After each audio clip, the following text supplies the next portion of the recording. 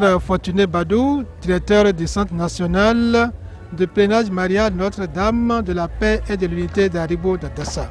Alors, monsieur le journaliste, comme vous le constatez vous-même, nous sommes au lieu emblématique de cette célébration qu'est la grotte même. Avec toutes les installations qui sont faites, vous pouvez vous en rendre compte que nous sommes déjà prêts. On n'est jamais totalement prêt jusqu'à ce que l'événement passe. Mais l'essentiel est fait pour accueillir nos frères et sœurs, les compatriotes du Bénin et d'ailleurs. Il y a déjà la communauté ivoirienne qui est là, une partie est là déjà depuis hier, les autres sont en route, les Nigériens, les Ghanéens, tout ça là, ils sont en route. Mais nous, Béninois, Béninoises, nous sommes déjà en route et c'est demain que la majorité va venir pour que les choses commencent. Ce soir déjà, nous allons bénir l'autel avec notre Père évêque, il va venir bénir l'autel où se célébreront les messes pour ce pèlerinage marquant le jubilé des 70 ans de la création de ce centre de pèlerinage marial. Vous vous rappelez bien qu'en 1954, que la première messe, plus précisément le 11 février, que ça a eu lieu ici et l'autel est encore là avec Monseigneur Louis Parizeau qui a présidé cette messe le 11 février 1954.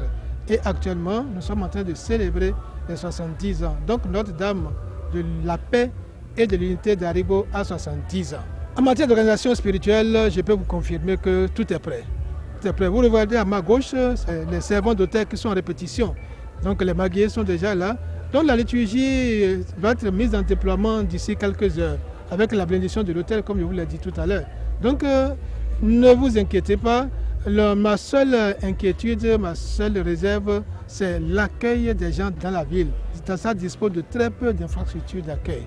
Et j'en parle tout le temps. Et j'invite les opérateurs économiques à venir investir à Dassa pour avoir des logements pour abriter ceux et celles qui viennent prier sur notre terre. Qu'on le veuille ou pas, c'est à Dassa, dans la commune de Dassa. Et quand on vient ici, on dit on va à Dassa. Donc les gens investissent à Dassa, pas vraiment affaire d'église pour l'église, non. Qui se disent, nous sommes venus voir Dassa en touriste, mais nous avons où loger pour être à l'aise. Quant à nous, en tant qu'église, les dispositions sont en train d'être prises dans ce sens pour que l'autre partie du domaine soit mise en valeur, pour que d'ici les 75 ans, on ait vraiment de quoi accueillir le maximum de pèlerins possible. Voilà. Une célébration, c'est d'abord un programme. Et un programme, c'est d'abord un thème sur lequel on focalise la méditation. Cette année, nos pères évêques ont choisi, avec Marie, prions pour l'unité et la paix. On sait qu'on ne peut pas avancer, se développer s'il n'y a pas la paix, s'il n'y a pas d'unité, si on ne marche pas ensemble. Et c'est pour cela que nous prions la Vierge Marie comme mère. Quand on dit mère, ça veut dire qu'elle a la capacité de rassembler ses enfants pour leur communiquer cette paix et cette unité sans laquelle aucun développement n'est possible. Alors, dès ce soir à 17h, nous aurons la bénédiction de l'autel. L'autel par notre Père évêque, Monseigneur François Yonkosu. Et déjà demain à 8h, nous avons la messe avec les membres de l'association de Très Saint Sacrement. Et après cette messe, nous aurons l'adoration jusqu'à 14h.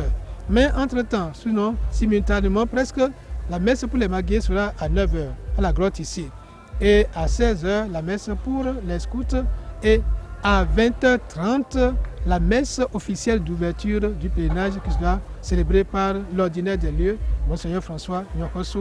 Et de 23h à 5h du matin, nous aurons la grande nuit de prière, de louange, d'intercession et d'adoration, qui est première dans nos éditions, qui est qu'on va prier pour nos frères et sœurs en situation et que le Seigneur les comble et les réconforte, les donne la joie de lui appartenir et de vivre. Et le samedi, de 9h à 11h, la catéchèse qui va être focalisée sur le thème dont je viens de parler, avec Marie, prions pour l'unité et la paix, par le Père Roger Medji, et ce qui sera traduit dans les différentes langues de notre pays. Et il va parler en français et en fond. Après cela, à 11h15, nous aurons les messes en diocèse. Et à 16h15, la grande messe pour la guérison des malades, la messe des malades. Vous savez, avec la Vierge Marie, Notre-Dame d'Aribo, c'est les malades qui sont prioritaires. Donc, on va prier pour eux avec Monseigneur Martin Adjumoumouni, évêque de Ndali, chargé de la santé au sein de la conférence épiscopale du Bénin. Après cela, à 18h, nous aurons le grand chemin de croix. Après le chemin de croix, la procession flambeau à 19h15.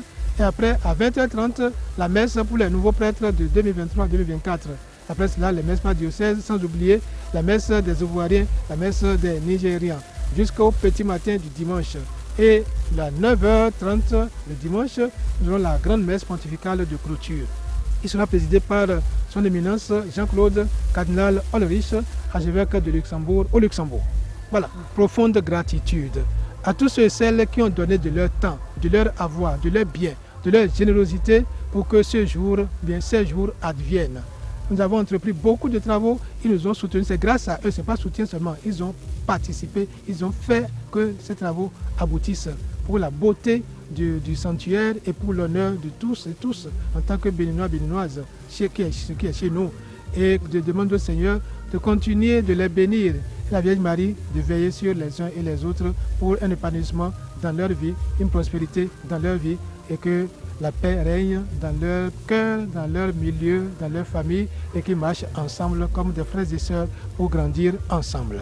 Alors, nous sommes déjà presque dans l'événement, alors je demande, j'accueille joie tous ceux et celles qui viendront en ces lieux saints durant ces quelques jours, qu'ils arrivent sains et saufs, qu'ils restent ici dans la paix, dans la joie et que chacun et chacune d'eux repartent chez soi dans la paix et dans l'allégresse, comblés de grâce et de bénédiction. Merci.